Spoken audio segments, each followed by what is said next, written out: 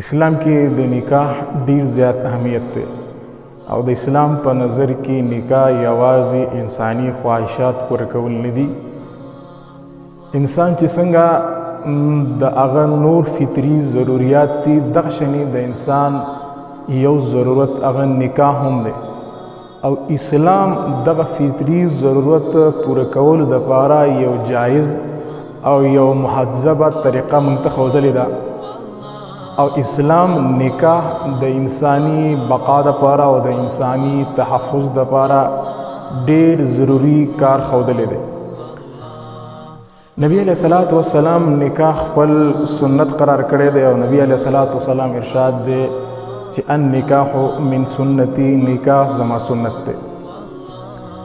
او بل طرف ته دویم حدیث کې نکاح د نیم ایمان سره تعبیر کړی دی. نبی علیہ الصلوۃ والسلام ارشاد دے اذا تزوج العبد استکمل نصف الدین فلیتقی فی نصف الباقی. چې کله یو انسان نکاح وکړي د نکاح په وجه د نیم دین مکمل شو دله دا پکار ده فلیتقی فی نصف الباقی د چې کوم باقی دین دی د هغه دین په باره کې د الله تبارک وتعالی نه ویریږي. او دغه شنی نکاح دا د پیغمبرانو هم سنت دی ځکه الله جل شانه دا ارشاد فرمایي ولقد ارسلنا رسلا من قبلك وجعلنا لهم ذریه.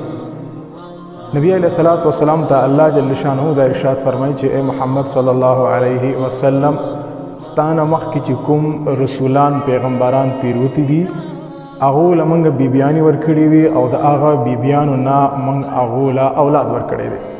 اسلام کې د نکاح کولو دپاره اهم کارونه دي چې هغه اسلام او شریعت موږ ته ښودلي دي.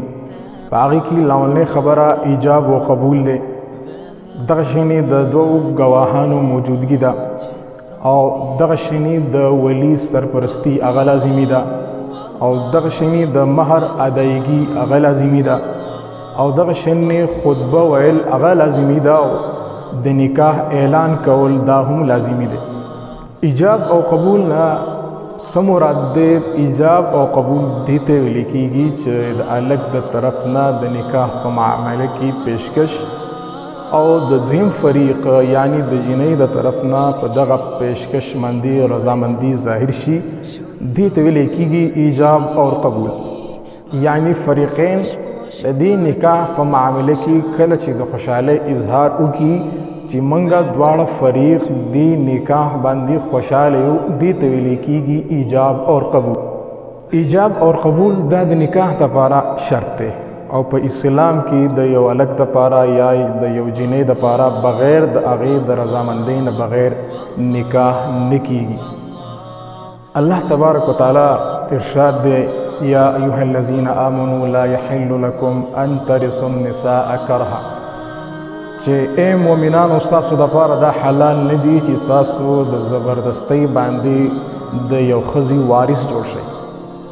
کرهن مراد دلته د قرآن مجید په دې آیات کې دا دی چې زور زبردستی شوه، دباو شو، جبر شو. دغه شان د سړي نکاح د یوې زنانه سره بغیر د هغه د رضامندۍ او د اجازت نه بغیر نه کېږي چونکې زنانه با اختیاره نه وي. د دې د وجې نه د زنانه اجازت او د هغې مرضي د هغې ذکر په وضاحت سره الله تبارک وتعالی کړی دی او د دې خبرې نه دا مقصد دی چې اسلام کې نکاح دا د زنانه د رضامندۍ هغې ته دا پوره حق حاصل دی او هغې ته د خوښې او د ناخوښې دا هم پوره حق حاصل دی. بل خبره په نکاح کې هغه دا ده چې د زنانه نکاح بغیر د هغه د ولی د اجازت نه کېږي.